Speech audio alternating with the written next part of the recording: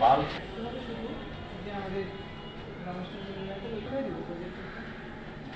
প্রজেক্টটা কতক্ষণ চলবে?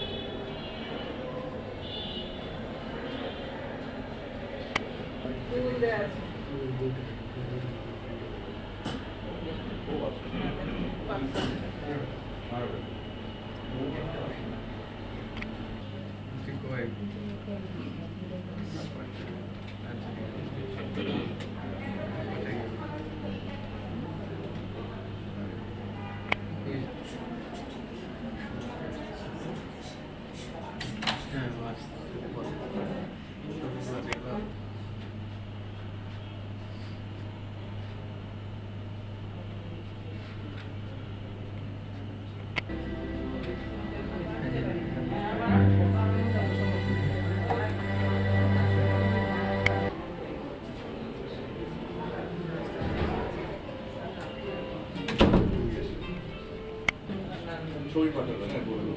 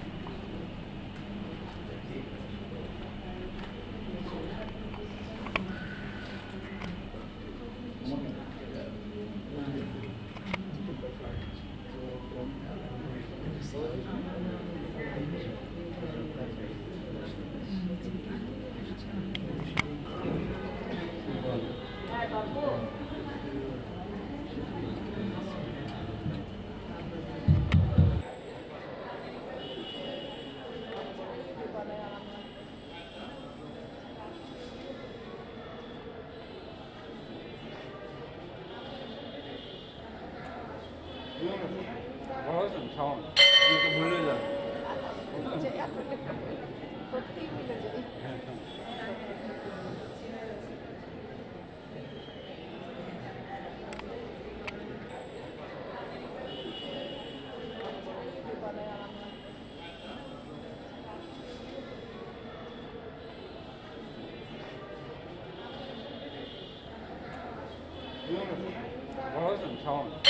ভুলে যান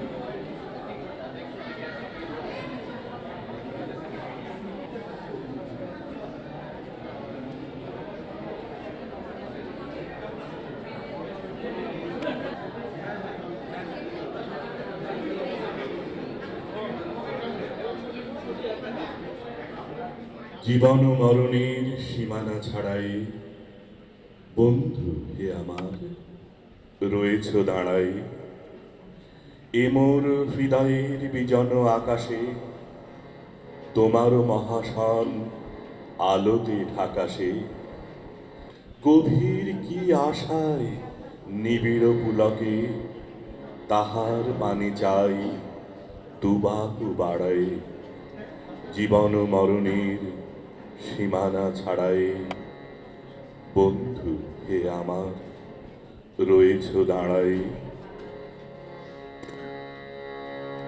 জীবন মরণে সীমানা ছাড়াই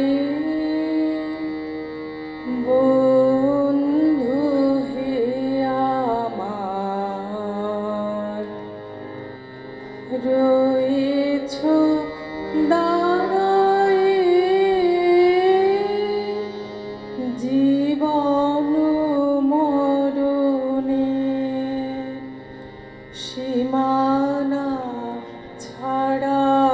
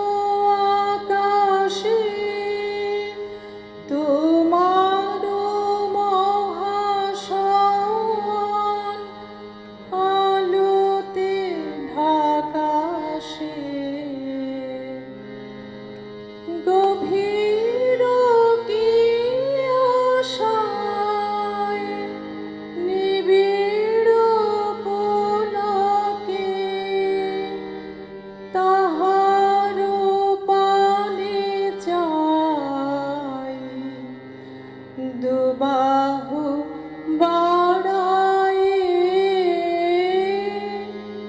জীবন মরণে সীমানা ছাড়ায়ে। নীরব নিশিতব চরণ নিছায়ে আধারকে শোভার দিয়েছ বিছায়ে। আজিয়ে কোন গান নিখিল প্লাবিয়া তোমার বিনা হতে আসিল নাবিয়া। ভুবন মিলে যায় সুরের রণনে গানের বেদনায় যাই যে হারায়। নীরব নিশিতব চরণ নিছায়ে আধারকে শোভা দিয়েছ বিছায়ে। নীরব নিশিতব চরণ নিছায়ে আধারকে শোভা দিয়েছ বিছায়ে। আজি কোন গান নিখিল প্লাবিয়া তোমার বিনা হতে আসিল নাবিয়া। আজি কোন গান নিখিল প্লাবিয়া তোমার বিনা হতে আসিল নাবিয়া। ভুবন মিলে যায় সুরের রণনে গভীর বেদনায় যাই যে হারায়ে। জীবন মরণে জীবন মরণে সীমানা ছাড়ায়ে। বন্ধু হে আমার রয়েছ দাঁড়ায়। রয়েছ দাঁড়ায়ে জীবন মরণে সীমানা ছাড়ায়ে। আমার রয়েছ দাঁড়ায়।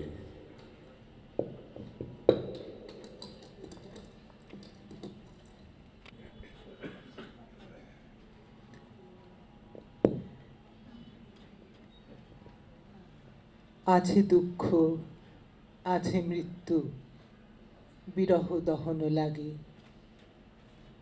তবুও শান্তি, তবু আনন্দ, তবু অনন্ত জাগে। সেই অনন্তে কোন অদৃশ্য লোকে গত 21শে জানুয়ারি পাড়ি দিল আমাদের সকলের প্রিয় বন্ধু, স্বজন, প্রিয় সাহিত্যিক ফয়জুল ইসলাম সুমন। সুমনের চলে যাওয়া প্রকৃতির সাধারণ স্বাভাবিক নিয়মের যে পরিণত বয়সে চলে যাওয়া তার মতো নয় বলে আমাদের সকলের শোক বড় তীব্র হয়ে বেজেছে।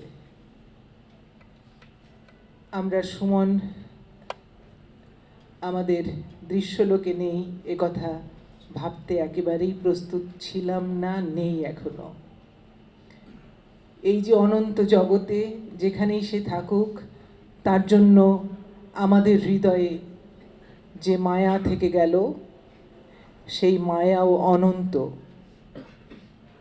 আজকের সন্ধ্যায় আমরা সেই সুমনকে, সেই ফয়জুল ইসলামকে আমাদের সকলের ভেতরে যেভাবে সে থেকে গেল সেইটে একটু নিজেদের কাছে আবারও নিজেদের উচ্চারণের ভেতরে এনে তার কাছে আমাদের ভালোবাসা পৌঁছাবো।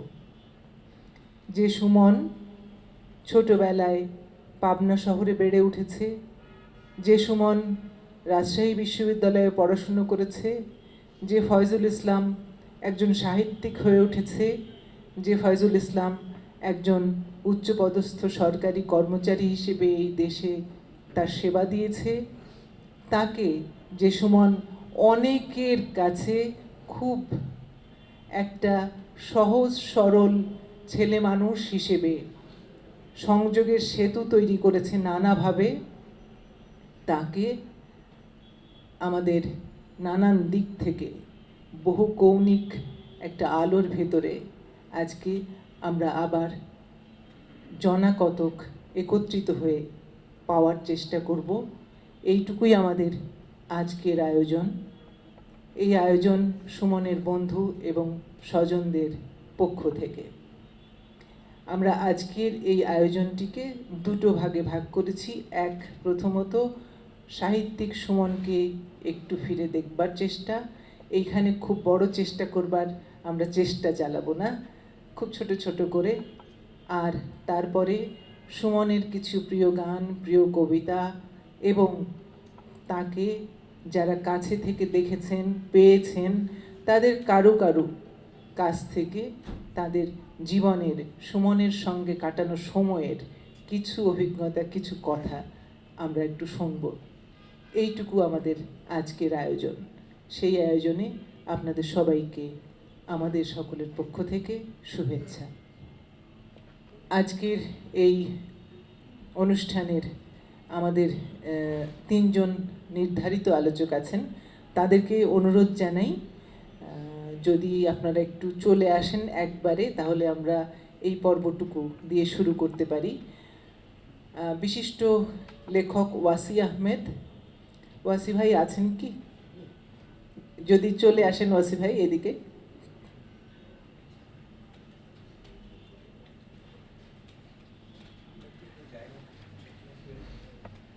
লেখক আফসানা বেগম।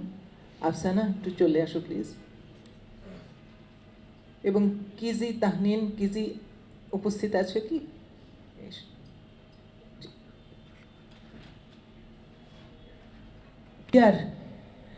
ইমতিয়ারকে চলে আসবার জন্য অনুরোধ করছি। ইমতিয়ার শামীম, সুমনের এত কাছের বন্ধু ইমতিয়ার, যারা একজন বন্ধু হারানোর জন্য এখানে যদি সকলেই বসে পড়ো, আর তারপর আপনারা যদি যেভাবে স্বাচ্ছন্দ্য বোধ করেন দাঁড়িয়ে অথবা বসে কথা বলতে, দুটোই হতে পারে।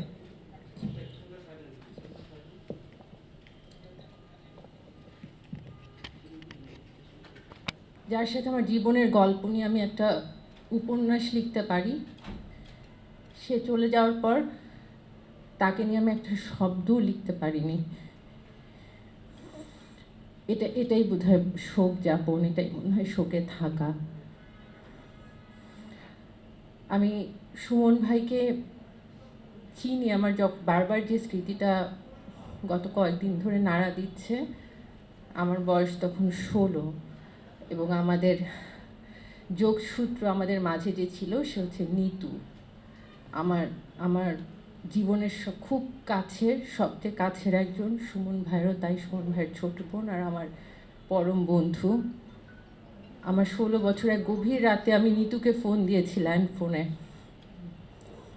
ফোনটা সুমন ভাই ধরেছে। কে এটা? বললাম যে আমি নিতুর বন্ধু। আমি খুব আগ্রহ নিয়ে জিজ্ঞেস করলাম, ভাইয়া কী করছেন এত রাতে? বলে গল্প লিখছি।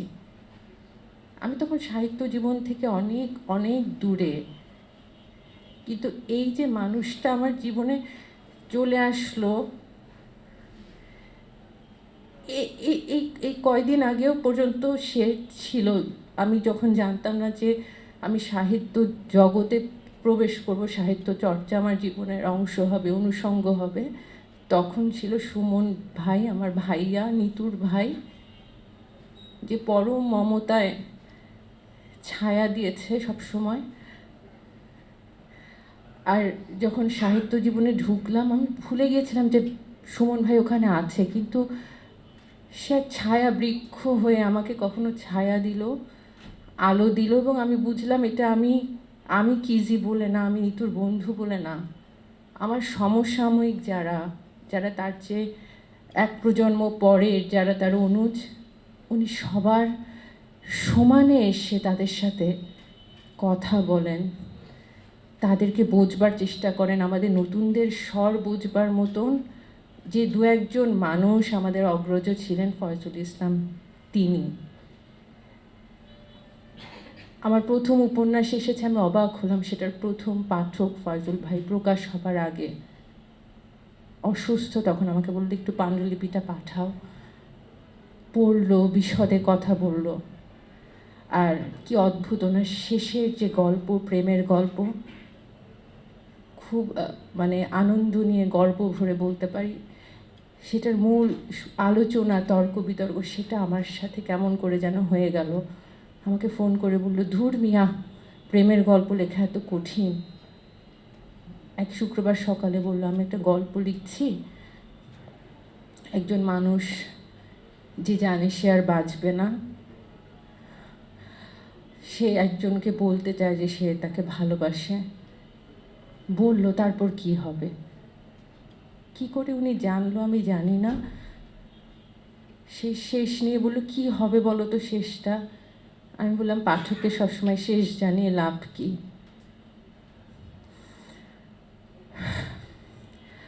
ফয়জুল ভাইকে নিয়ে অনেকে অনেক কথা বলবেন, তার সাহিত্য জীবন নিয়ে বলবেন, ওনার সাহিত্য থেকে যাবে, কিন্তু ব্যক্তি সুমন ভাইকে যে না চিনল, তার জীবন অপূর্ণ থেকে গেল।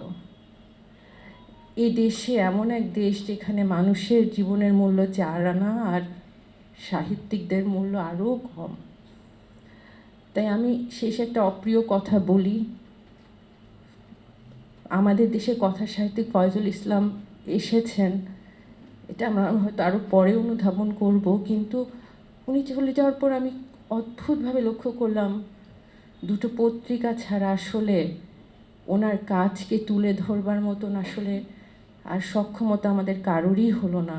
শিমুল বসে আছে, আমি শিমুলকে একটা বিশেষ ধন্যবাদ দিতে চাই। হয়তো ফয়জুল ভাই আরও অনেক লেখক, কথা সাহিত্যিক ফয়জুল ভাই আরও অনেক অনেক বেশি তার প্রাপ্য, কিন্তু এইটুকু আমাদের সমাজকে বুঝতে হবে।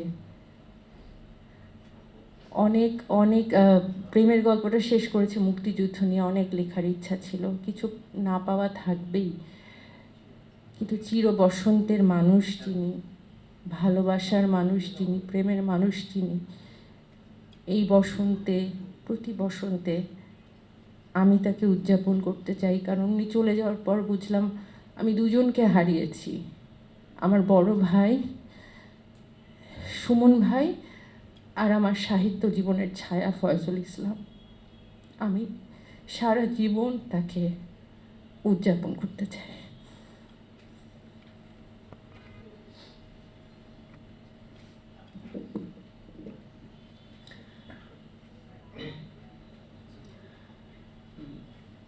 ফয়জুল ভাইকে নিয়ে এখানে সবাই এসেছি, মানে এটাই একটা অবিশ্বাস্য ব্যাপার। কিন্তু যেহেতু আমার মনে হয় যে আমরা যেরকম রানাপা বললেন যে কিছু সাহিত্য আলোচনা, কিন্তু সেটা আসলে এই মুহূর্তে একেবারেই সম্ভবত অসম্ভব। যখন ফয়জুল ভাই এত কাছের একজন মানুষ, হয়তো এই বিষয়টা মেনে নেওয়ার পর কোনো একদিন তার সাহিত্য নিয়ে কথা বলতে পারবো। তার আগে আসলে খুবই বাহুল্য মনে হয় যে তার চরিত্রেরা কীরকম নির্লিপ্ত ছিল, তার চরিত্রেরা মাটির কাছাকাছি ছিল, এসব নিয়ে কথা বলা কতটা গভীর সাহিত্যিক সম্পর্কের মধ্যে আমরা ছিলাম। ফয়জুল ভাইকে আমি যখন থেকে চিনি একটা অদ্ভুত ব্যাপার ঘটেছিল যে কেউ কেউ সাহিত্য জগতে একটু অন্তর্মুখী, ততটা কোথাও যান না, অত ওঠা বসা করেন না, সাহিত্য জগতে বিভিন্ন অনুষ্ঠানে তাদের দেখা যায় না। এরকম হয়তো 2-3 জন আমাদের নিজেদের মধ্যে খুব ঘনিষ্ঠতা হয়ে গেছিল। সেইভাবে ফয়জুল ভাইকে যখন আরেকটু জানলাম, প্রথমত তো লেখালেখিরই সম্পর্ক ছিল, যে ওনার নতুন কোনো লেখা পড়ার সৌভাগ্য হতো, উনি কখনো পাঠাতেন, হয়তো জিজ্ঞাসা করতেন যে আপনি এখন কি লিখছেন, আমিও সেই লেখাটা পাঠাতাম, এবং উনি প্রথম পড়ে একটা মন্তব্য দিতেন, সেটা আমার পুরো লেখাটাকে আরেকবার রিভাইজ করার জন্য লাগতো। এইভাবেই একটা অদ্ভুত ইন্টারডিপেন্ডেন্সি তৈরি হয়েছিল ফয়জুল ভাইয়ের সঙ্গে। আমি সম্পর্কটাকে আমার সাথে ওনার ঠিক ভাইয়ের মতো, বন্ধুর মতো, কত কত রকম আমি ঠিক বলতে পারবো না। যা হোক, মানে উনি যে আসলে এত দ্রুত চলে যাওয়ার জন্য এসেছিলেন, এটা কখনো আমরা জানি যে এখানে আমরা কেউই বোধহয় সেটা কল্পনা করিনি। আর আজকে এখানে বোধহয় আমরা তার সাহিত্য নিয়েও আলাপ করতে আসিনি। আমার মনে হয় যে আমরা সবাই এখানে আমাদের নিজেদের ভিতরে ওনাকে নিয়ে যে কষ্ট, ওনার অভাব, সেটুকুই হয়তো সবার সাথে, একজন আরেকজনের সাথে শেয়ার করতে এসেছি। হয়তো আমাদের নিজেদের জন্যই আমরা এসেছি। এবং ফয়জুল ভাইকে স্মরণের জন্য যেহেতু এরকম মিলিত হওয়ার প্রয়োজন হয় না,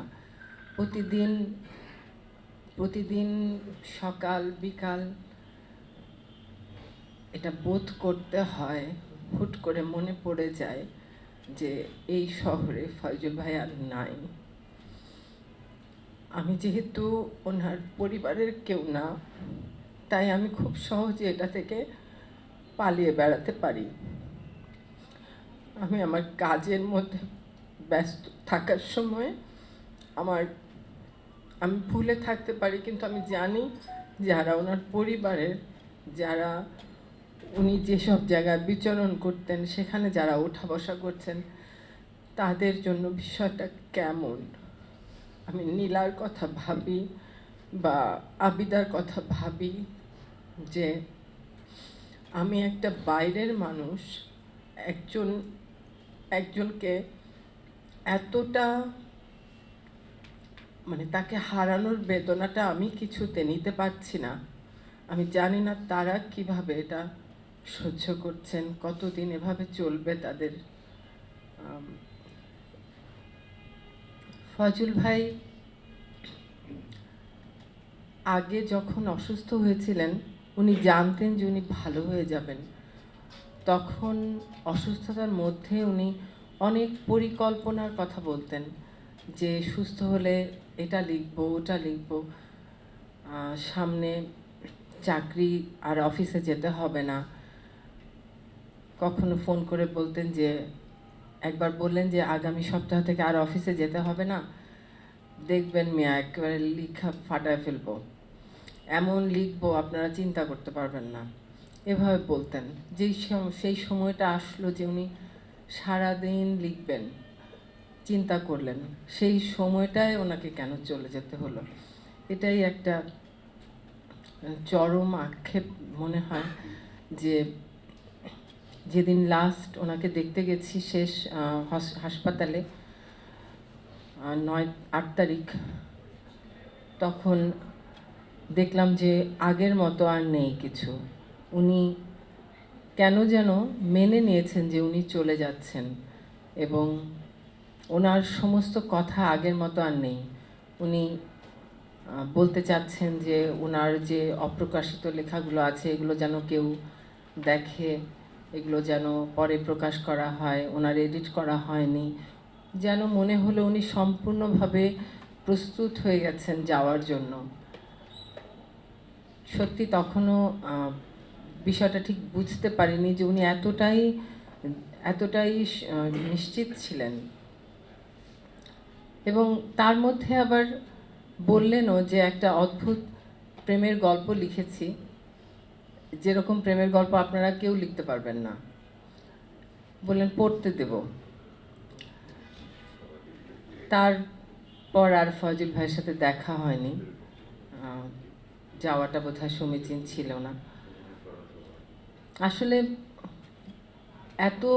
এতগুলো বছর ওনার সাথে আমরা এত ঘুরেছি, একটা কখনো একসাথে কিছু লেখক কোথাও গেছি আমরা, সারাটা সময় উনি খুব মাতিয়ে রাখতেন। এগুলো আসলে এক একটা ছবির মতো হঠাৎ একটা দৃশ্য আসে মাথায় এবং অবাক লাগে যে এরকম হয়তো আমাদের জীবনে আবার ঘটবে, কিন্তু সেখানে ফয়জুল ভাই থাকবেন না। এই বিষয়টি এখনো ঠিক সব সময়ের চেতনায় থাকে না। মনে হয় যে ফয়জুল ভাই তার বাসাতেই আছেন, এরকমও মনে হয়।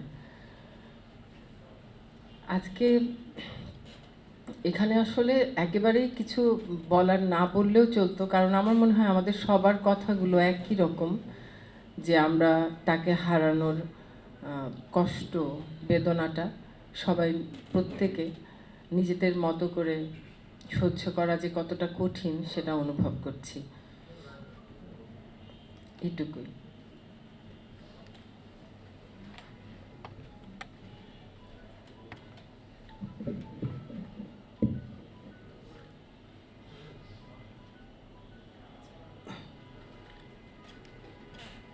আমার ভাই, বন্ধু, সহযোদ্ধা সুমন ভাই, তার প্রতি আমি শ্রদ্ধা জানাচ্ছি।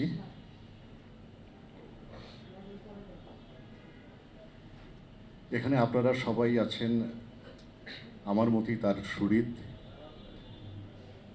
সুমন ভাইয়ের ভাই বোন আত্মীয় স্বজন আছেন, তারাও আমার আত্মার আত্মীয়।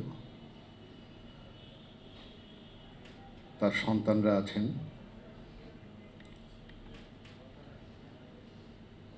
আমি আসলে তাকে নিয়ে ব্যক্তিগত যে স্মৃতি আমার আছে সেটা বলতে পারবো না, বা বলার মতো অবস্থাও এখন আমার মনে হয় নেই। সেই স্মৃতি সেটা একান্তই আমার থাক। আমি শুধু এটুকুই বলতে পারি যে আমার সাথে তার যে বন্ধনটা ছিল সেটা এত নিগূঢ়, আত্মিক। আমার দুর্দিনে পাশে দাঁড়ানো, আমার সুদিনেও পাশে দাঁড়ানো ভাই আর বন্ধু তিনি।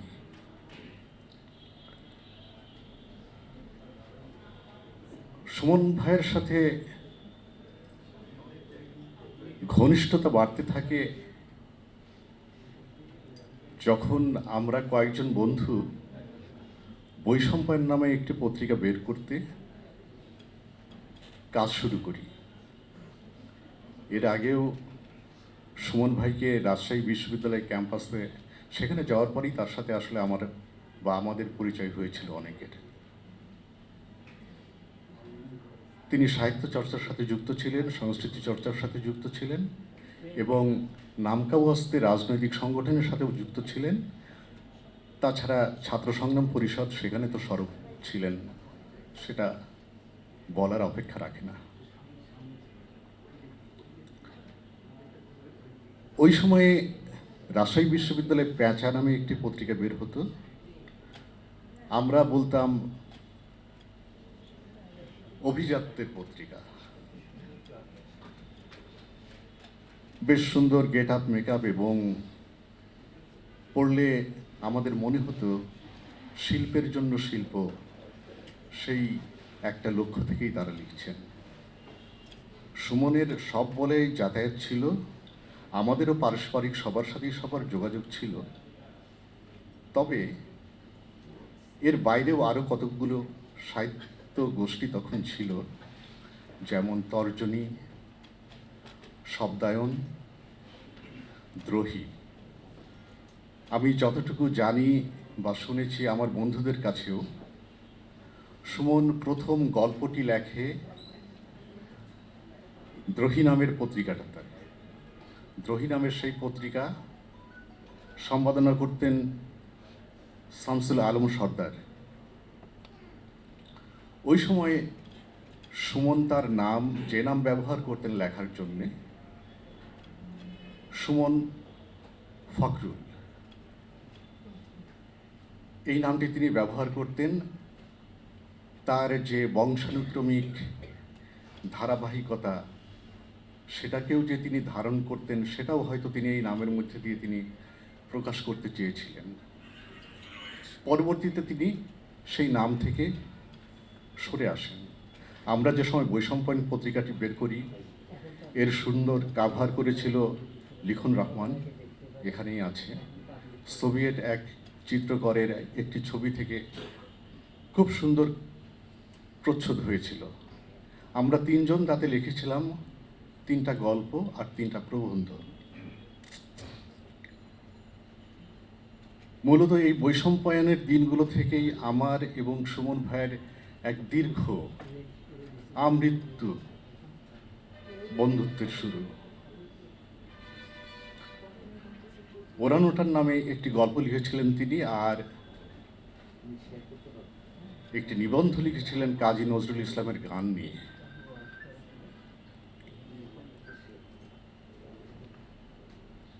পরে তিনি আমাদের আগেই ঢাকায় চলে আসেন এবং আমরা বৈষম্যায়ন কিন্তু ঢাকাতেও অব্যাহত রেখেছিলাম এর প্রকাশ। বৈষম্যায়ন সম্পাদনা করেছেন আমাদেরই আরেকজন বন্ধু রাশেদ উন নবী। রাশেদ উন নবী এখন দেশে নেই। আমরা যখন ঢাকাতেও বৈষম্যায়ন বের করার সিদ্ধান্ত নিলাম, সুমন ভাই বললেন তিনি গল্প লিখবেন। এই ঘটনাটার কথা আমি বিশেষভাবে উল্লেখ করতে চাই এরকম যে, সমালোচনাকে ধারণ করার যে ক্ষমতা, সেটা যে সুমনের ছিল এবং কি ব্যাপকভাবে ছিল, বা উনি যে আসলে মাটি খুঁড়ে হলেও মাটি কেটে হলেও কষ্ট করে হলেও সাহিত্যের জায়গায় নিবেদিত প্রাণ হিসেবে দাঁড়াতে চেয়েছিলেন, সেটা সে সময়ে আরও একবার আমরা বুঝতে পারি। ডেড সি নামে গল্প উনি লিখেছিলেন। এটি লেখার পরে ছাপাও হলো, কিন্তু পাঠকদের প্রতিক্রিয়াটা একটু নেতিবাচক ছিল। তারা বলছিলেন যে এটা ঠিক সুমনের গল্পের সাথে যায় না, বা তার আগের যে অবস্থান বলতে এইটা যে গল্পের যে দুর্বলতা সবলতা, সেই নিরিখে বিচার করতে গেলে এটি দুর্বল মাপের গল্প। সে সময় আমরা থাকতাম, আমি, ধ্রুব, শওকত আলী, তারা একসাথে 368-তে এলিভেন রোডে থাকতাম। সেখানে সুমনের ছিল নিত্যদিনের আনাগোনা। অফিস শেষ করেই হয়তো সুমন চলে আসতো সরাসরি 368-তে। একইভাবে আমাদেরও আনাগোনা ছিল। সুমন সে সময় বাস করতেন মগবাজারে তার ভাই বোনদের সাথে। সেখানে যেতে আমার খুব ভালো লাগতো এ কারণে যে খোলা ছাদে দাঁড়ালে পাশে রেল লাইন চলে গেছে, ট্রেন চলে যাওয়া, ট্রেনের শব্দ শোনা যেত। জল ছাদে দাঁড়িয়ে খোলা আকাশের দিকে তাকিয়ে আমরা যে কতদিন কত রকমের গল্পগুজব করেছি, কত প্রসঙ্গে গিয়েছি, সেগুলো হয়তো আমরাও ভুলে গেছি। আমরাও যতটুকু বাকি আছে আমাদের মৃত্যুর মধ্যে দিয়ে সেটাও মুছে যাবে। সমস্ত কিছুই এরকমভাবে হয়তো বিলীন হয়ে যায়। তো 368-তে রিভিউ করার জন্য বসা হলো। সুমন ভাইকে আমরা ধোলাই করলাম আমাদের ভাষায়। তিনি কিন্তু বলল যে হ্যাঁ ভাইয়া, এটা আসলেই খুব দুর্বল হয়ে গেছে। এরই মধ্যে আমাদের পাণ্ডুলিপি রেডি হয়েছে। আমার আর সুমন ভাইয়ের একই সঙ্গেই আমরা পাণ্ডুলিপি তৈরি করেছিলাম। আমার প্রথম বই বের হলো 96 সালে, কিন্তু সুমন ভাইয়েরটা বেরোতে বেরোতে 98 এসে গেল। নক্ষত্রের ঘোড়া নামের সেই বইয়ের মধ্যে একটি গল্প ছিল ঘড়িকে নিয়ে গল্প। এটা আমাদের সবারই ভালো লাগতো, এবং আমার মনে আছে যে আদিত্য কবির তার সাথে যখনই দেখা হতো সে স্মরণ করিয়ে দিত যে সুমন ভাইয়ের ওই যে ঘড়ি গল্প, সেই ঘড়িওয়ালা কোথায়। মানে আমার সাথে যদি সুমন ভাইকে না দেখতেন তাহলে এই কথা বলতো। 98 সালের পরে দীর্ঘ একটি বিরতি, 2016 সালে আবার সুমনের দ্বিতীয় বই প্রকাশ পেল, এবং বলা চলে আমাদের সুমন ভাই প্রত্যাবর্তন করলেন। খোয়াজ খিজিরের সিন্ধুক নামের সেই বইয়ের মধ্যে দিয়ে উনি পুনরায় নিজেকে সবার সামনে এমনভাবে আত্মপ্রকাশ করলেন তিনি যে বইটি সেবারই প্রথম আলো বর্ষসেরা পুরস্কার পেল। তারপরে ধারাবাহিকভাবে আর থামেননি সুমন ভাই, একের পর এক প্রকাশিত হয়েছে। খোয়াজ খিজিরের সিন্ধুকের পরে আয়না, তারপরে প্রকাশিত হয়েছে নীলক্ষেতে কেন যাই, প্রকাশিত হয়েছে ঘুম তৃষ্ণা, জমিন ইত্যাদি বই।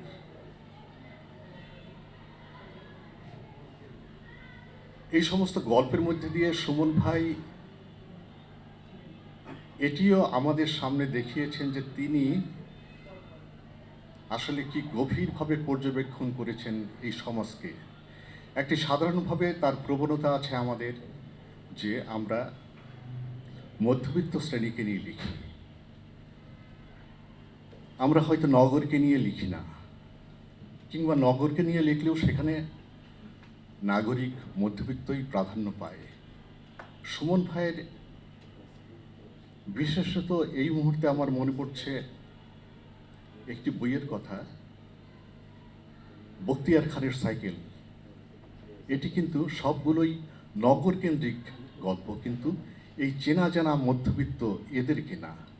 আপনি এর বাইরে পড়তে গেলেই বুঝবেন যে এই শহরে যে আরও যে শ্রেণীগুলো আছে যাদেরকে আমরা চিনি না অথচ প্রতিদিন দেখি, তাদেরকে সুমন ভাই কত গভীরভাবে পর্যবেক্ষণ করেছেন। যাই হোক, গল্প তো আসলে পড়ার, নিজের থেকে পড়ার। এর উল্টো দিকে আমার সুমন ভাইয়ের আরেকটি গল্প খোয়াজ খিজিরের সিন্ধুক, এ গল্প এটি তো একেবারে ট্রেডমার্ক এখন, যে এ গল্পটা ফয়জুল ইসলামের। এটার মধ্যে দিয়ে যেন তার সমস্ত শক্তিমত্তা বা তার পর্যবেক্ষণ ক্ষমতা, তার আঙ্গিকগত চিন্তা সমস্ত কিছু হয়তো প্রকাশিত হয়েছে। কিন্তু এর বাইরেও আমার বিশেষভাবে এই মুহূর্তে নামটা আমি মনে করতে পারছি না, কিন্তু একটি গল্পের কথা আমার মনে আছে। গল্পটার শেষে এরকম, এটি শৈলীতে ছাপা হয়েছিল, পরে উনি কোনো একটা বইয়েও অন্তর্ভুক্ত করেছেন। লোকটা বিড়ি টানতে টানতে যেন খুব স্বাভাবিক হঠাৎ করে পড়ে গেছে, এরকমভাবে তার বিড়িটা খড়ের গাদায় ফেলে দিল। খড়ের গাদা মানে সেটা সেই এলাকার একজন মাতব্বরের খড়ের গাদা, যেন অসাবধানতাবশত, কিন্তু আসলে সেটা হলো তার নিজের মধ্যকার সমস্ত ক্রোধ মত্ততা, রাগ আছে, সেইটার প্রতিফলন সে ঘটালো যে আগুনটা খড়ের গাদায় লাগবে, সেখান থেকে ঘর বাড়ি সমস্ত কিছুতে লাগবে। আরেকটি গল্প ছিল মিথজীবিতা। এটিতে এক লোক কবরখানা ঘুরে বিভিন্ন কিছু সংগ্রহ করে, অঙ্গ প্রত্যঙ্গ, হাড় ইত্যাদি। এই জগৎটাকে আমাদের কাছে গল্পই মনে হয়, কিন্তু আসলে তো তারা আছে এরকম মানুষ। শহীদুল জহির যেরকম মধ্যবিত্ত, দুঃখিত, জাদুবস্ত্র তো নিয়ে লিখতে ভালোবাসতেন, সুমনও শহীদুল জহিরকে ভালোবেসেছিলেন। কিন্তু একটি পার্থক্য আমরা হয়তো একটু খেয়াল করলেই দেখব, শহীদুল জহিরের লেখার মধ্যে একটা আবর্তন, ঘূর্ণন আছে, কিন্তু সুমন চেয়েছেন সেই ঘূর্ণন না তুলতে, তার বাইরে থেকে এগিয়ে যেতে। এটা তাদের দুইজনের ভাষার একটি মোটা তফাৎ। যাই হোক, এই সমস্ত গল্পের মধ্যে দিয়ে আমাদের মনে, আমাদের সাহিত্যে আমি মনে করি যে সুমন ভাইয়ের স্থান পাকাপোক্ত হয়ে গেছে। আজকে আমরা তার স্মৃতিচারণ করছি। আমাদের মধ্যে থেকে সুমন ভাই নেই, আমরা যতদিন আছি আমাদের স্মৃতিচারণে তিনি বেঁচে থাকবেন। কিন্তু তারপরেও তারপরেও আমাদের চাইতে তার অমরতা অনেক বেশি, এ কারণে যে তিনি এরকম লেখাগুলো লিখে যেতে পেরেছেন। আমি আর কথা বাড়াবো না, শেষ করার আগে শুধু একটি কথা মনে করতে চাই। সুমন ভাই অনেককেই বইতে উৎসর্গ করেছেন। আমি একজন সৌভাগ্যবান ব্যক্তি যিনি 2 বার তার কাছ থেকে উৎসর্গিত হওয়ার সুযোগ পেয়েছি। একবার তিনি তার বন্ধুদেরকে উৎসর্গ করেছিলেন নীলক্ষেতে কেন যাই নামের একটি বই, সেটিতেও আমি ছিলাম। পরে ঘুম তৃষ্ণা নামে একটি বই আমাকে এবং এখানে আছেন আফসানা বেগম, আমাদের দুজনকে উনি উৎসর্গ করেছিলেন। এইভাবে এটা ব্যতিক্রম যে কোনো লেখক একজন ব্যক্তিকে আসলে 2 বার উৎসর্গ করেন না। আমি সেই সৌভাগ্যবান ব্যক্তি যিনি সেই সুযোগটা পেয়েছি। তো ঘুম তৃষ্ণার উৎসর্গপত্রে উনি লিখেছিলেন, মাইকেল মধুসূদন দত্তের কবিতার কয়েকটি লাইন উদ্ধৃত করেছিলেন। অস্তে গেলা দিনমণি। মাঝে মাঝে মনে হয়, মানে উনি বেঁচে থাকতে কোনো সময় মনে হয়নি যে জিজ্ঞেস করি যে কী ব্যাপারে এই লাইনগুলো কেন এখানে উদ্ধৃত করেছেন। এখন যতদিন বেঁচে থাকব ততদিনই প্রশ্ন নিজের মনে নিয়ে বেঁচে থাকব, কেন তিনি এই লাইনগুলো কেন উদ্ধৃত করতে গিয়েছিলেন।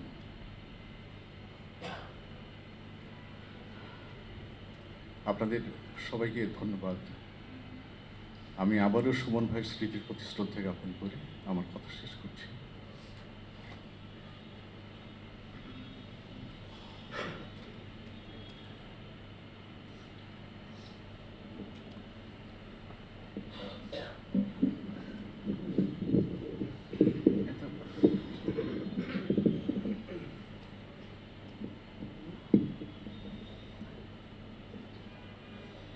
এই সন্ধ্যায় আপনারা যারা সমবেত হয়েছেন তাদের সবার প্রতি আমার শুভেচ্ছা। নিশাত জাহান রানা এই গোটা আয়োজনটা করেছেন, তার প্রতি কৃতজ্ঞতা অবশ্যই। এখানে কিছু সময় বসেছিলাম, আসলে আমি তো জানতাম না যে রানা আমাকে এখানে ডাকবেন। তো হঠাৎ করে যখন এরা কথা বলছিল,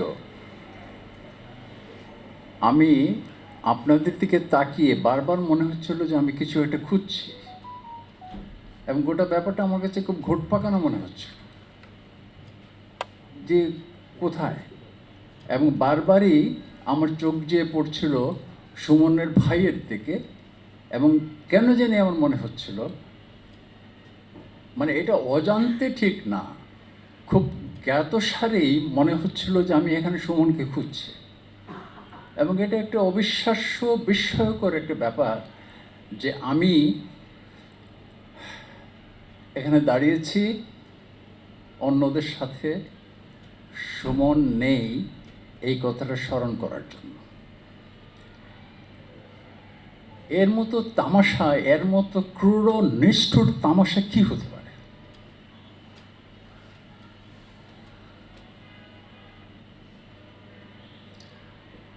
আমি ওকে সুমন ডাকিনি কোনো দিন, সম্ভবত আজকে প্রথম ওর অবর্তমানে আমি এখানে সুমন বলছি। আমি ওকে ফয়জুল ডাকতাম। এর পেছনে একটা কারণ ছিল। সম্ভবত 90-এর মাঝামাঝি সময় আমি যে দপ্তরে কাজ করতাম ওখানে সে বদলি হয়ে এলো। তরুণ, ছিপছিপে, বুদ্ধিদীপ্ত চেহারা, পোশাক আশাকে পরিপাটি, কিন্তু সামনে পড়তে চাইতো না। ওই কাজকর্ম দিলে সে ঝটপট সেগুলো করতো। কখনোই তার যে সাহিত্য অনুরাগ বলে একটা জিনিস আছে এটা আমি কোনোদিন বুঝতে পারিনি। এবং আমি যে কাজটা করতাম সেটি ছিল অত্যন্ত বিরক্তিকর একটি কাজ। দিনের পর দিন আমাকে রচনা লিখে যেতে হতো, এবং আমার ধারে কাছে কেউ আসতো না, এবং আমিও চাইতাম না। কারণ কেউ যদি আসে, কথা বলে বা চা খেতে বসে, আমার নিজের সমস্যা হবে। কিন্তু আমি যদি তখন জানতাম যে এই ফয়জুল সে নিজে, তখন সে সেই অর্থে লেখক হয়নি, কিন্তু তার সাহিত্য অনুরাগ রয়েছে, সে আমার লেখা পড়েছে, তাহলে আমি অনেক পরে তাকে বলেছি যে তুমি এই কাজটা যে করোনি, এটার জন্য তুমি আমাকে অনেক কিছু থেকে বঞ্চিত করেছো। তুমি সামনে এসে বসলে আমি অনেকটা রিলিফ ফিল করতাম। অনেক পরে, যাই হোক, কিছু ঘটনা ঘটেছে। তখন দৈনিক সংবাদে আমার একটা উপন্যাস ছাপা হচ্ছিল, সে প্রায়ই সেটা নিয়ে কথা বলতো, কিন্তু তারপরেও আমার মাথায় কখনো এটা ঢুকেনি যে এই ছেলে লেখালেখির জগতের কেউ। কেন জানো, এটা খুব অবিশ্বাস্য ব্যাপার। মাঝে কয়েক বছর আমি দেশে ছিলাম না, এই সময় সে বাইরে গেল। তেমন যোগাযোগও সত্যিকার অর্থে ছিল না। 2008-9-এর দিকে সম্ভবত আমি একটা পত্রিকায় একটা লেখা পড়লাম। তো বিস্তর পত্রিকা আজকাল অনেক লেখা সেইভাবে দাগ কাটে না।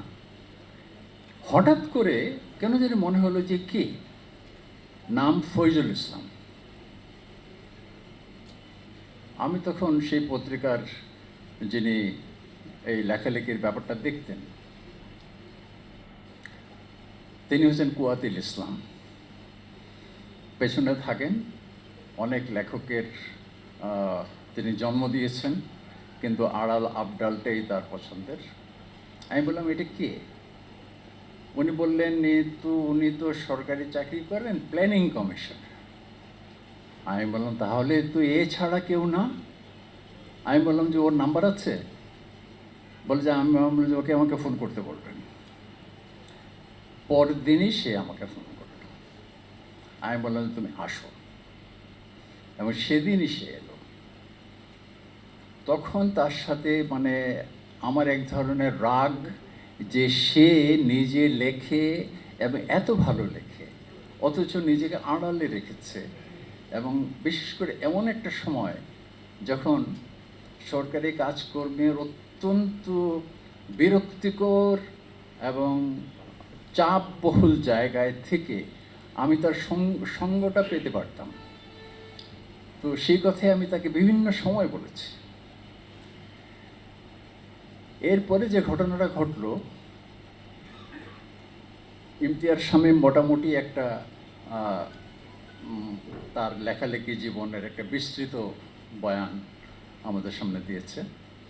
আমি সেটাই যাব না, এবং রানা আমাদেরকে বলেছেন যে লেখালেখি নিয়েও কথা বলতে, এটা সম্ভব নয়, কারণ এত কাঁচা ক্ষত নিয়ে এটা সম্ভব নয়। আমি একটা উদাহরণ দিতে পারি যে আমি খুব ঘনিষ্ঠ ছিলাম আমাদের একজন অন্যতম প্রধান লেখক আখতারুজ্জামান ইলিয়াসের সাথে। উনি মারা যাওয়ার 4-5 বছর আমি ওনার কোনো বই ছুঁতে পারিনি, এবং সে সময় দেশে তো আর এত কাগজপত্র ছিল না, তো যে কটাই ছিল তারা বিস্তর অনুরোধ অবরোধ করেও আমাকে দিয়ে কিছু লেখাতে পারেনি। আমি যে এটা অসম্ভব, আমি ছুঁতে পারবো না। আমি একজনকে মনে করতে পারি, কিন্তু তার বই যখন খুলবো তখন তো তার চোখ মুখ সমস্ত কিছু ভেসে উঠবে, আমি সেটা কি করে নেব? তো ফয়জুলের যেটা ইমতিয়াজ ঠিকই বলেছে, সাহিত্যক্ষেত্রে সত্যিকার অর্থে বলিষ্ঠভাবে আত্মপ্রকাশ করার সূচনাটা হলো খোয়াজ খিজিরের সিন্ধুক।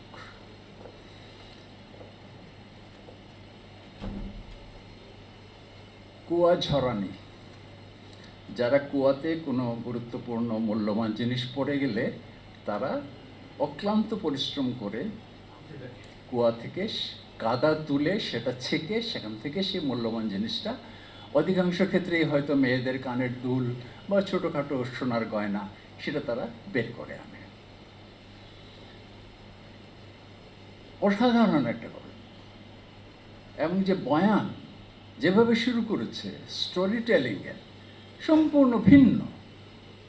আমি মুগ্ধ হয়ে পড়লাম এবং অবাক হলাম এই গল্পের সাথে সে এই খোয়াজ খিজিরের মিথটাকে জুড়ে দিয়ে একটু অসামান্য কাণ্ড করেছে। আজকে যখন এই কথাগুলো বলছি, কেন জানি একটা আমি মিল খুঁজে পাচ্ছি ওর নিজের স্বভাবের সাথে, লেখক স্বভাবের সাথে। ওর নিজেও তন্ন তন্ন করে আশপাশ খুঁজে বেড়াতো, সেই কুয়া ঝরানির মতো। কোথায়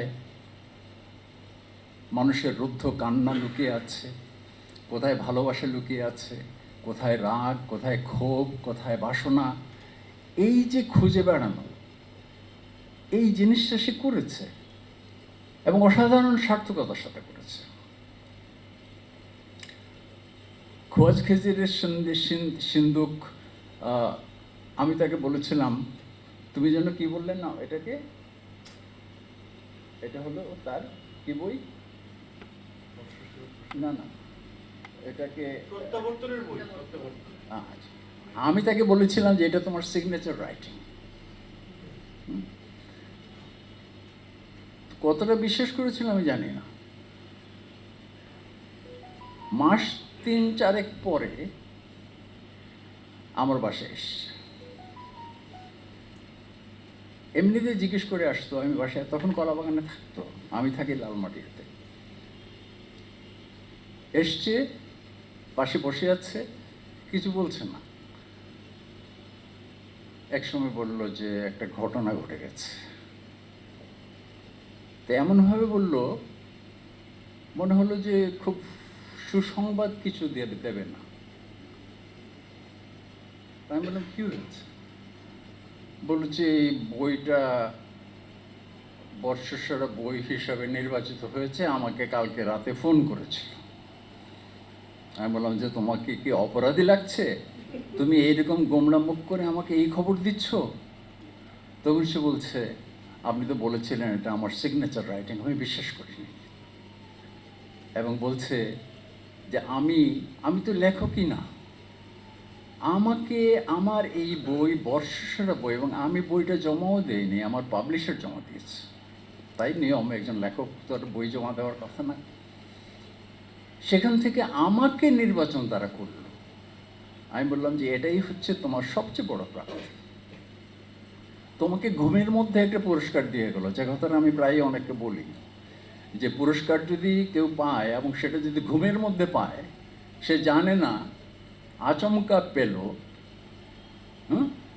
এবং অবিশ্বাস নিয়ে সেই খবরটা শুনলো, তখন এটার সার্থকতাটাই বেড়ে যায়। তো তুমি ঘুমের মধ্যে এটা পাচ্ছ। তো একটা দুঃখজনক ব্যাপার হলো, যেদিন অনুষ্ঠানটা হবে আমাকে আগের দিন থেকে বারবার ফোন করতে আমি বলছি অবশ্যই আমি আসবো। এবং সেই অনুষ্ঠানে জুরিদের মধ্যে একজন সম্ভবত অসুস্থ হয়ে পড়েছিলেন। তখন আমাকে আয়োজকরা বলেছিলেন যে ওই পুরস্কারের যে সাইটেশন সেটা আমি পড়তে রাজি কিনা। আমি বললাম হ্যাঁ অবশ্যই, সাগ্রহে রাজি। কিন্তু ঘটনা হচ্ছে সেদিন আমার কি একটা যেন অসুবিধা পড়েছিল, খুব ঝামেলা, বড় একটা ঝামেলায় পড়ে গিয়েছিলাম। আমি তখন আয়োজকদের বললাম যে আমি তো আসতে পারছি না, তুমি অন্য কাউকে দিয়ে পড়াও। কিন্তু আমি তো ফয়জুলকে ফোন করে বলতে পারছি না, কারণ সে তখন সেই অনুষ্ঠানের মধ্যে সে আছে, আমার পক্ষে বলা সম্ভব না। কেন যেন মনে হচ্ছে আমি এই খবরটা দিলে ওর সমস্ত আনন্দটা অর্ধেক মাটি হয়ে যাবে। এতটাই ও আমাকে ভালোবাসত, এতটাই ভালোবাসত। তো আমি মনে করলাম যে এখানে অনেক লোকজন থাকবে, এই ভিড়ে সে আমাকে খুঁজলেও এটা আমাকে সেই অর্থে মিস করবে না। আর একটু পরে মঞ্চে যাবে, কথাবার্তা বলতে হবে, এগুলো নিয়ে সে নিজেও হয়তো একটা টেনশনে থাকবে। তো আমি এই সময় আর এই খবরটা দেওয়ার দরকার নেই। কিন্তু যখন হয়তো সে মঞ্চে উঠবে সেই সময় আমাকে আবার টেক্সট করেছে, আপনি কোথায়? আমি তখন সেটাকে ইগনোর করেছি। আমি দেখলাম যে এখনও তাকে বলা যাবে না, আমি যে এরকম একটা ঝামেলায় ফেসে গেছি। তো পরদিন এ নিয়ে অনেক অভিমান, অনেক, আমি বললাম যে দেখো এই ঘটনা ঘটেছে, শুধু এটার জন্য না, আমাকে তো অন্য একটা কাজে সেই অনুষ্ঠানে যাওয়ার কথা ছিল। আসলে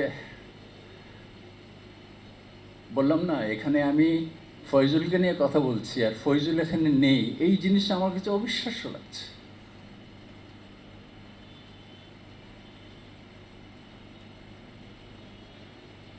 তবে আমার যে মনে হয় যে এত মানুষ তাকে ভালোবাসে, এত মানুষ তাকে ভালোবাসে, তার এত শুভার্থী, এটা কিন্তু আমার জানা ছিল না। আমি তার অত্যন্ত ঘনিষ্ঠ ছিলাম, আমার উপর সে অনেক ক্ষেত্রে নির্ভর করতো, আমিও করতাম। যখন তখন দিনে প্রতিদিন না হলে অন্তত 2-3 দিন অন্তর তো ফোন তার পেতামই, দেখা হতো এবং খুব ছেলে মানুষই ভঙ্গিতে অনেক কথাবার্তা বলতো। আমি মাঝে মাঝে সেই তার প্রতি উত্তর দিতাম, কখনো আবার বকাও দিতাম, এবং খুব গ্রেসফুলি সেগুলো নেওয়ার একটা ক্ষমতা ছিল, সেটা লেখালেখির বিষয় হোক বা এমনিও হোক। ও অসুস্থ যখন হলো তখন কিন্তু ওর ধারণা ছিল যে এটা তেমন কিছু নয়, হয়তোবা তাই। এবং অপারেশনটা হলো, আমি খোঁজখবর রাখতাম, এখন এই হচ্ছে, কেমন চলছে, এই করছে। তারপরে তো আমাদের বাসায়, আমার ঘরেও এসছে, কথাবার্তা হয়েছে। মৃত্যুর মাস 1.5-2 আগে, তাই না, আমাদেরকে অনেক কেউ ডাকলো বাড়িতে, মাসখানে, এবং সেখানে সে হাস্যোজ্জ্বল কথাবার্তা বলছে, সেই চিরচেনা ফয়জুল। কিন্তু এখন আমার মনে হচ্ছে যে ও মনে হয় পুরো জিনিসটা জানতো, কেন জানি আমার মনে হচ্ছে। শিমুল আমাকে বলছিল যে উনি জানতেন, তা আমার এটা কি করে হয়?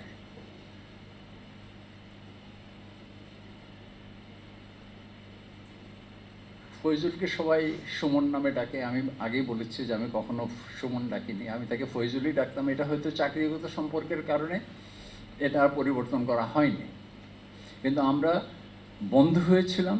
বয়সগত ব্যবধান সত্ত্বেও অত্যন্ত অন্তরঙ্গ, বিশ্বস্ত, পরনির্ভরশীল এবং অত্যন্ত রিইনফোর্স ছিল আমাদের সম্পর্ক, এবং এত ভালোবাসত, এত নির্ভর করতো, আমিও করতাম। তো সুমন করেই ওকে বলি আজকে, সুমন এখানে নেই, তো সুমন তোমাকে কিন্তু আমরা পাবো, এবং অবাক হব না হঠাৎ কোনো একদিন এখানে যেরকম একটা ঘোট পাকানো অবস্থা হচ্ছে, আমি তোমাকে খুঁজছি, আমি হয়তো দরজা খুলে আমার লালমাটিয়ার বাসার দরজা খুলে আমি দেখবো যে তুমি দাঁড়িয়ে আছো।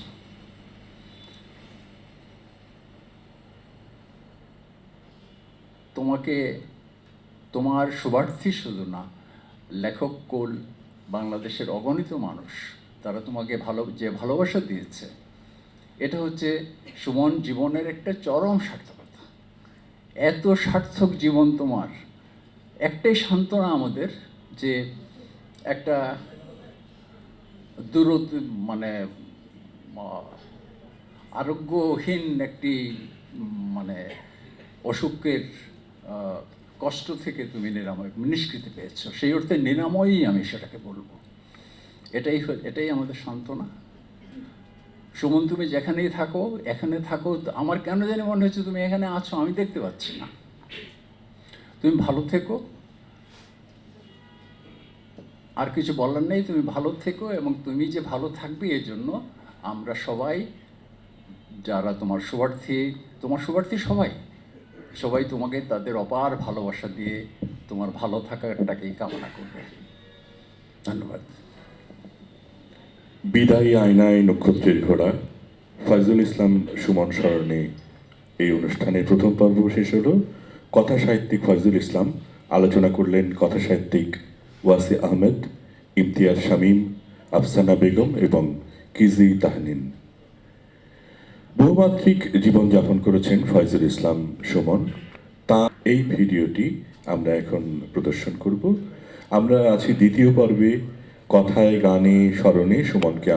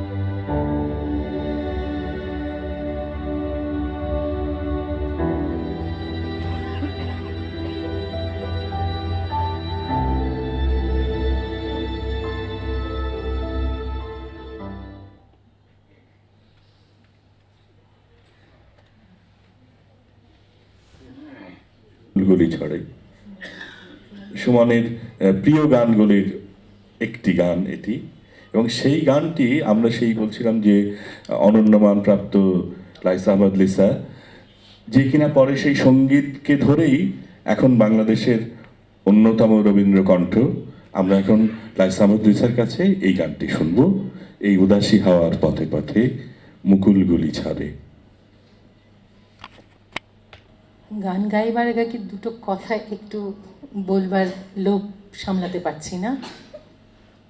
আসলে জয়ন্তদা বললেন যে ছবিটা, তার মধ্যে আমার কিশোর বয়সে একঝাঁক সননের অনেক মানুষকে পেয়েছি।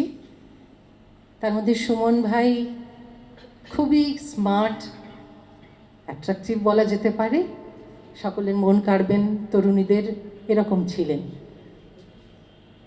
এবং সুমন ভাই প্রেমে পড়েছেন। তাকে আমি আমাদের রাজশিরিষ, মানে এখন যেটাকে প্যারিস রোড বলে, বৃষ্টির মধ্যে তার প্রেমিকাকে নিয়ে হাঁটছেন বৃষ্টিতে, সেটা আমাদের বাড়ি থেকে দেখা যাচ্ছে। তো সুমন ভাইয়ের কথা বললেই আমার ওই ছবিটা সারা জীবন গেঁথে গেছে। সেই সম্পর্কটা হয়তো স্থায়ী হয়নি, কিন্তু সেই প্রেমিক সুমন ভাইয়ের ছবিটা আমার মধ্যে রয়ে গেছে। দীর্ঘদিন তার সঙ্গে আমার কোনো যোগাযোগ ছিল না। 2016-তে যখন উনি পুরস্কার পেলেন, তখন মনে হলো এত কাছের মানুষগুলো কত গুণী।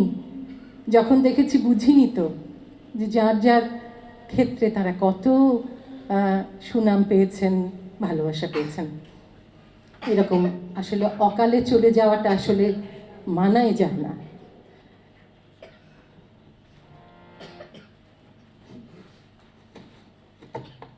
তার পছন্দের প্রেমের গান।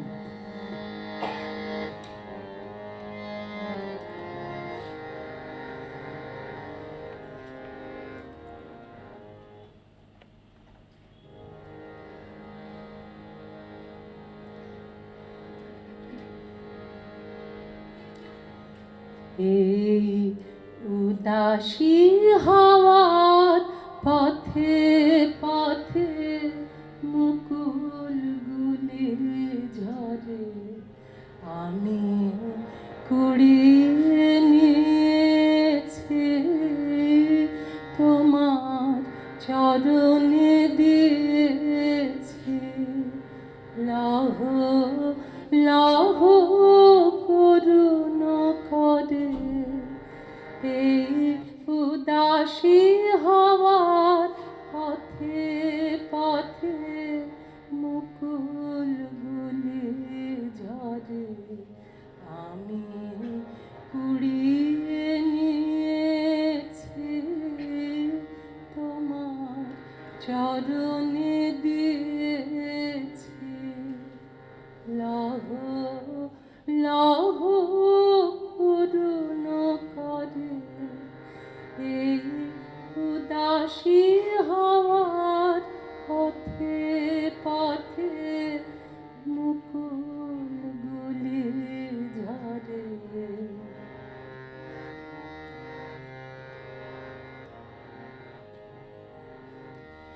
যখন যাব চলে ওরা ফুটবে তোমার কোলে, যখন যাব চলে ওরা ফুটবে তোমার কোলে, তোমার মালা গাঁথার আঙুল গুলি মধুর বেদন ভরে যেন আমায় স্মরণ করে। এই উদাসী হাওয়ার পথে পথে মুকুলগুলি ঝরে।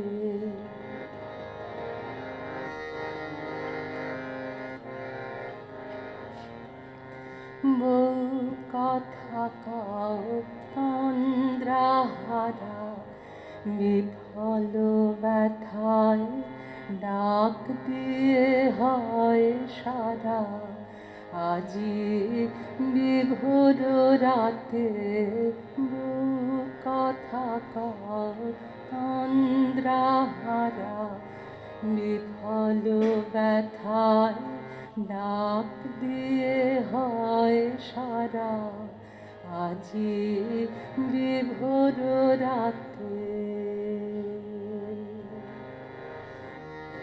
দুজনে কানা কানে কথা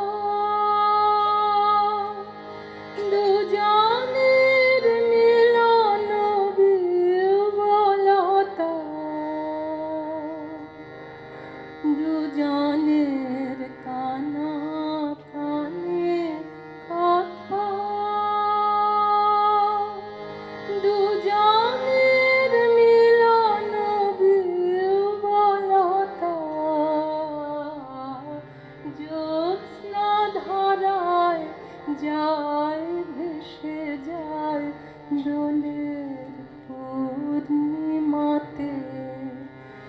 এই আভাসগুলি পড়বে মালায় গাঁথা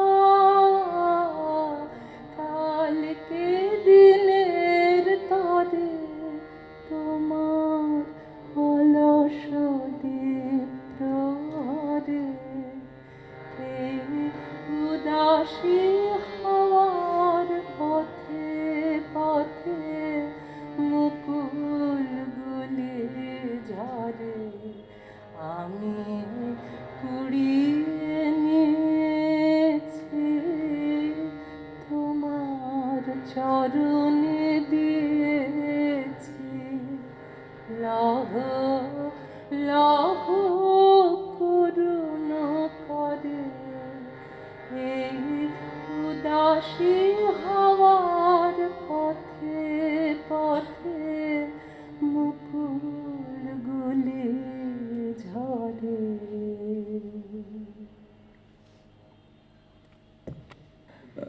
তিনি ফয়জুল ইসলাম সম্পর্কে একটি স্মৃতিচারণ পাঠিয়েছেন। এটি পাঠ করে শোনাচ্ছেন নিশাত জাহান রানা।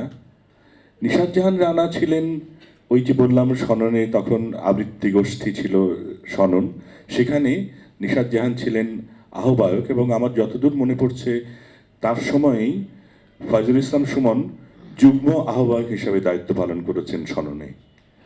আমরা এখন অধ্যাপক সনৎ কুমার সাহার লেখা স্মৃতিচারণটি শুনব। পাঠ করছেন নিশাত জাহান রানা। একজন শিক্ষকের কাছে নিশ্চয়ই তার প্রিয় ছাত্রের চলে যাওয়া প্রত্যক্ষ করা অত্যন্ত মর্মবেদনার বিষয়, এবং সুমনের শ্রদ্ধেয় শিক্ষক, আমাদেরও সকলের অত্যন্ত শ্রদ্ধাভাজন শিক্ষক অধ্যাপক সনৎ কুমার সাহা সুমনের এই অকাল চলে যাওয়ায় অত্যন্ত বিচলিত হয়ে একটি লেখা লিখেছেন, যেটা একটু দীর্ঘ বলে আমি সেখান থেকে একটু সংক্ষিপ্ত অংশ পাঠ করছি।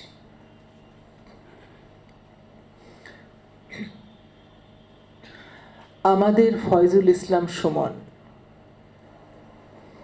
ফয়জুল ইসলাম যখন প্রাক স্নাতক সম্মান পর্বের ছাত্র হয়ে এলো, তখন থেকে তার সঙ্গে আমার পরিচয়। অবশ্য তার আগেই ওর বাবাকে চিনি। পাবনা এডওয়ার্ড কলেজে তিনি ছিলেন অর্থনীতির এক নামী প্রফেসর, ফখরুল ইসলাম। আমরাও তাকে সমীহ করতাম। ফয়জুলের ডাকনাম সুমন। আমাদের চেনাজানাদের ভেতরে এইটিরই ছিল বেশি চল। তার মেধার পরিচয় তখনই একটু আধটু পাই, পরে নানা দিকে তার বিকাশ ঘটেছে। সরকারি কর্মকাণ্ডে পূর্ণ সচিবের পদে থেকে কমাস আগেই সে অবসরে গেছে। তার দক্ষতার কথা অনেকের মুখে শুনি, ভালো লাগে। আরও যা বলবার কথা, সৃষ্টিশীল কথা সাহিত্যেও তার সাবলীল বিচরণ আপনা থেকে উৎসুক পাঠকদের দৃষ্টি আকর্ষণ করে। আরও শুরু করেছিল বাংলা গদ্যের ভাষা নিয়ে লেখালেখি। হয়তো আমাদের চলতি ধ্যান ধারণাকেও চ্যালেঞ্জ করত। আমরা উদ্গ্রীব অপেক্ষায় থাকলাম। ঠিক এমনই সময়ে সব প্রত্যাশার ওপর জল ঢেলে দিল এই সংবাদ, আমাদের ফয়জুল ইসলাম, আমাদের সুমন আর নেই। ওর ক্যান্সার ধরা পড়েছিল, জানতাম না। স্থিতিশীল স্বাভাবিক অবস্থায় অনেকটা নাকি নিশ্চিন্ত ছিল, তখনই অতর্কিত আক্রমণ, চলে গেল। জন্মিলে মরিতে হবে, অমর কে কোথা রবে, জানি। তবু অনেক সম্ভাবনার, অনেক স্বপ্ন সাধনার আকস্মিক বিলয় মেনে নেওয়া বড় কষ্টের। অর্থনীতির ছাত্র ছিল সুমন। অধ্যাপনায় এলে বিষয়ের অনুশীলন যতটা করা যায়, সরকারি কর্মকর্তা হিসেবে আমাদের বাস্তবতায় ততটা নিরাসক্তভাবে করে যাওয়া প্রায় অসম্ভব। সুমন অনুমান এটা মেনে নেয়, তবে বিদেশে যখন যেখানে যেটুকু সুযোগ পেয়েছে তার সদ্ব্যবহারে এতটুকু গাফিলতি করেনি। তার সঙ্গে প্রাসঙ্গিক কোনো কথা বলতে গেলেই এটা ধরা পড়ত। কর্মকলায় দক্ষতার মাত্রা ছিল তার সব সময় উঁচু। যারা তার সান্নিধ্যে এসেছেন তাদেরই কেউ কেউ এমন জানিয়েছেন। আমি থাকি অন্য পাড়ায়, ক্ষমতার দুর্গে ঢোকার ইচ্ছে কখনো হয়নি। ভেতরের জাঁদরেলদের কাউকে কাউকে বাইরে কখনো কখনো দূর থেকে দেখেছি। নিষেধের বেড়াজালের ভেতর থেকে দুর্ভেদ্য দৃষ্টির নিক্ষেপে তাঁরা জানিয়ে দিয়েছেন তারা মহার্ঘ। সুমনকে কখনো এমন মনে হয়নি। অবশ্য এইরকম আরও একজনকে আগে দেখেছি, আব্দুস শাকুর। হায়, তিনিও আজ নেই। অনেক আগে সুমনের মতোই তিনিও চলে গেছেন।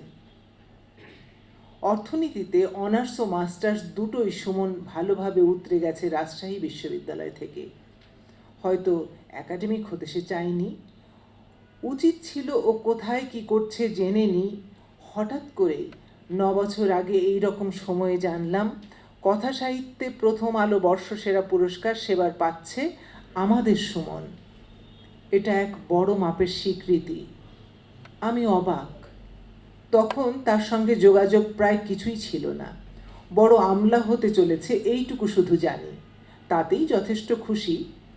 অর্থনীতি নিয়েও দু একটা বক্তব্য কখনো কখনো কানে এসেছে, নিশ্চিন্ত হয়েছি সে ভেসে যায়নি। বাংলায় গল্প লিখছে, তবে তারা সেরাদের মানের এটা আমার ভাবনাতেও আসেনি।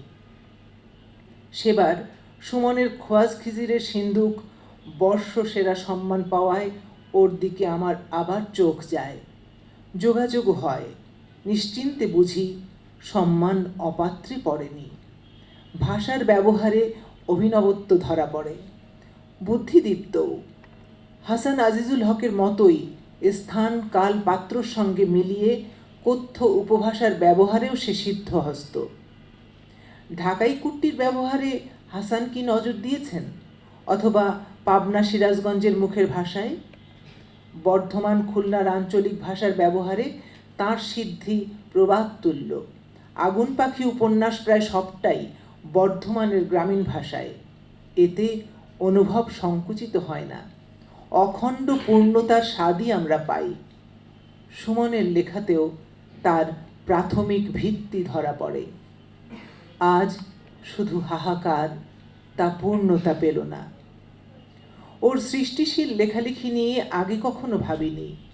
একজন দক্ষ কর্মকর্তা হিসেবে অর্থনীতির বাস্তবতাকে সে কিভাবে সামলাচ্ছে দূর থেকে সেইটিই ছিল আমার দেখার বিষয়। কিন্তু যখন সে আমাদের সাহিত্যে সেরার স্বীকৃতি আদায় করে নিল, তখন নতুন কৌতূহলও আমার জাগলো। পরে ও নিজেই ওর কোনো কোনো বই আমাকে পাঠিয়েছে। ভাষা সাহিত্য নিয়ে ওর কৌতূহলের জগৎ আমাকে বিস্মিত করেছে। ওর সঙ্গে এই নতুন যোগাযোগ আমি ভাগ্য বলে মেনেছি। আজ এই মর্মান্তিক হাহাকার। ও নেই, ওকে নিয়ে কথা সাজাবো ইচ্ছেটা নিজের ভেতর জমা ছিল, কিন্তু এভাবে। যতদূর জানি একটা উপন্যাসই তার আমরা পেয়েছি, বয়েজ স্কুল ব্যান্ড। আমাকেই ও পাঠায়, পড়েছি, ভালো লেগেছে। মনে হচ্ছে যে বিষয়টা নিয়ে সুমনের সঙ্গে কথাও হয়েছিল। তা হলো আমাদের দেশে ব্যান্ড মিউজিকের একটা দল কিভাবে নিজের পায়ে দাঁড়ায়, কিভাবে তাতে বৈচিত্র্য আসে, বাস্তবতার স্বরূপকে দেখে, কোথায় দেখে, দল ভাঙা, দল গড়া। পাশ্চাত্যে এমনটি ঘটে হরহামেশা, আমাদের এখানেও কি তেমন? দলের পুঁজি কে যোগায়? শিল্পীর ও শিল্পের স্বাধীনতা কতটা? সুমন বলেছিল বিষয়টা ও তলিয়ে দেখবে। তারপর আর কথা হয়নি। এখন এই আকস্মিক দুঃসংবাদ। সৃষ্টিশীল গদ্যে নিজের নির্মাণ কলা ও প্রয়োগ প্রতিভাকে কথা সাহিত্যে বিকশিত করতে করতে এই বাংলা ভাষায় তার বিকাশের ধাঁচটাও ও বুঝে নিতে চাইছিল বলে আমার মনে হয়। তা নইলে কথা সাহিত্যে থিতু হবার সাথে সাথে আধুনিক বাংলা গদ্য ভাষার সন্ধানের মতো একাডেমিক কাজে সে হাত লাগাতে যাবে কেন?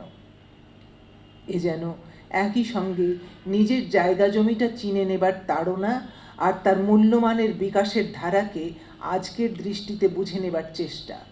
ফোর্ট উইলিয়াম কলেজের আমল থেকে রবীন্দ্রনাথ পর্যন্ত সবটাই এক আত্মানুসন্ধানের আনন্দময় অনুশীলন। আশা করেছিলাম তারপরেও ও এগোবে, কারণ গদ্য ভাষা গড়ে ওঠা মানে নিজেদেরও সাবালক হওয়া, আত্মস্বরূপে বিশ্বের অনুভব জাগিয়ে তোলা, এবং সেটাও চিত্তের প্রসারমানতায়।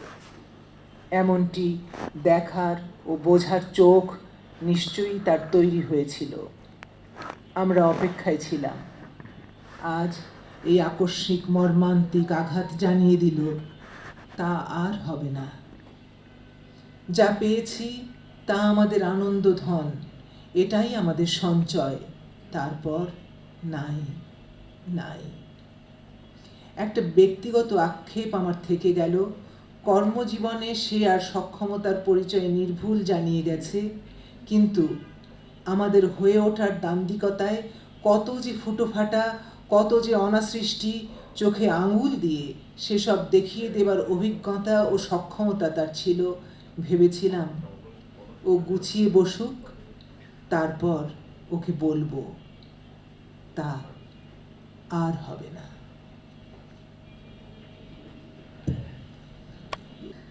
তার প্রতি আমাদের আকুতি আমাদের জড় করেছে আজকে। কতদিন পরে কত স্বজনদের সাথে দেখা হলো, এমন একটা কারণে যেটা অন্যরকম হলে ভালো লাগতো। তার সাথে সননের সাথে স্মৃতি, একেবারে আমার শৈশবের সাথে জড়ানো স্মৃতি একাকার হয়ে যায়। আমি চেষ্টা করছি একটা কবিতা পড়তে। আমি জানি এই কবিতাটা সুমন ভাইয়ের খুব পছন্দের ছিল। এই কবিতা এবং এই কবির সাথে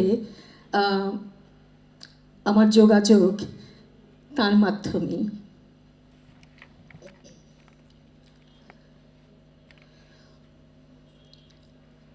তোমাকে বুঝি না, তাই না বোঝায় আমি সারাক্ষণ হতচকিতের মতো হয়ে আছি।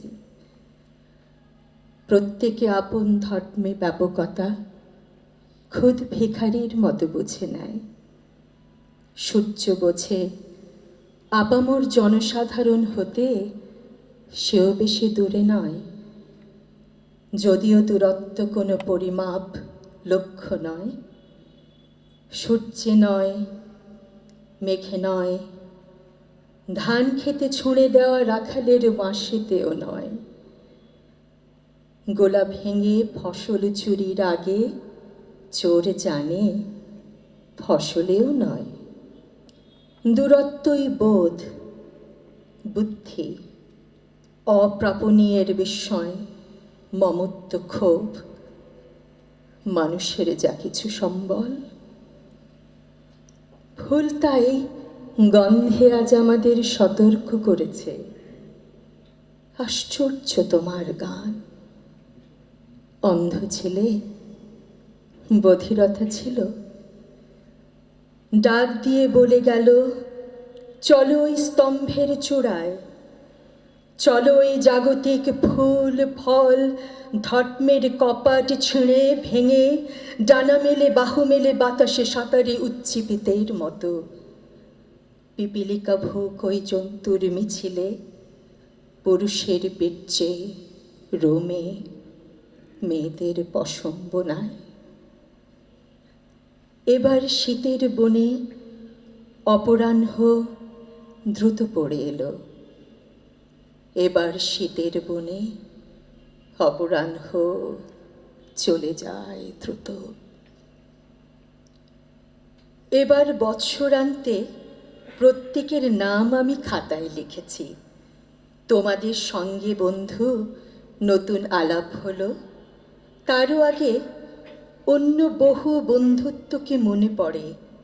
বস্তুত বনের মধ্যে নির্বাসনে কাঠের বাড়িতে সমসাময়িক বলে কিছু নেই। যুথবদ্ধ হাঁস পাখি শিকারীর আনাগোনা ছাড়া। তাদের কর্তব্য বহু, খাদ্য আর খাদকের পরস্পর কর্তব্য, বুদ্ধির প্রতিযোগিতাও আছে। শিকারীর রাইফেল তেমনই মর্যাদাবান গত বছরের মতো, শিকারীর কার্তুজ তেমনই সন্ত্রাসবাদী গত 10 বছরের মতো। মানুষের সভ্যতাও বন্যতার পাশাপাশি পরিবর্ধমান গত সহস্র ঋতুর মতো। ফুল তাই গন্ধে আজ আমাদের সতর্ক করেছে। ধাতুর গলানো চাঁদ তরল ফোঁটায় ঝরে পর্বত চূড়ায়। অন্ধকারে অগ্নিমণ্ডলে ঘিরে শিকারীর মেলামেশা দেখে মনে হলো সভ্যতায় অনুসন্ধিৎসাও বুঝি শেষ হয়ে গেছে। অনেক পর্বত চূড়া পড়ে আছে, নাম নেই কোনো। অনেক গহ্বর ভূমি বনপথ পড়ে আছে, নাম নেই কোনো। বহু রাজনীতিবিদ চেয়েছিল পর্বতের নাম হোক তাদেরই নির্দেশে। বহু যোদ্ধা চেয়েছিল দেশপ্রেমী। এমনকি মুঙ্গের স্টেশনে খোঁড়া ভিখিরিও চায় তার নামে ছোট কোনো শহর পত্তন হোক। প্রার্থনাই একমাত্র জাগতিক বিপুল নিয়মে কখনো হয় না পূর্ণ, অসমাপ্ত থেকে যায়। যতদিন শিকারী বাঘের প্রতি আগুয়ান, যতদিন শস্যের সমাপ্তি নেই, ক্ষুধার অন্ত নেই, যতদিন তোমাকে যাবে না বোঝা। ঐকান্তিকতা ছেড়ে বেশি দূরে কত দূরে যাব? আশ্চর্য তোমার গান। অন্ধ ছিলে, বধিরতা ছিল। শূন্যতা এমন করে তোমাকে বোঝার দায় ছড়িয়ে রেখেছ। তোমাকে বোঝার দায় মারণাস্ত্রের মতো সঙ্গোপন ফুলের কোরকে নির্জীব রেণুর পুঞ্জে পালিত রেখেছ। রৌদ্রকে দিয়েছ তাপ ততখানি, প্রয়োজন যত। বৈকুণ্ঠকে কিছু দূরে নরকের আয়ত্তের বাইরে রেখেছ। স্বপ্নকে যথার্থ থেকে বঞ্চনা করেছ। অন্ধকারে মাটির গহ্বর খুঁড়ে রেখেছ কি মদ? ভালোবাসা থেকে দূরে রেখেছ কি মদ? সুমনের জন্ম ঢাকার সিদ্ধেশ্বরীতে।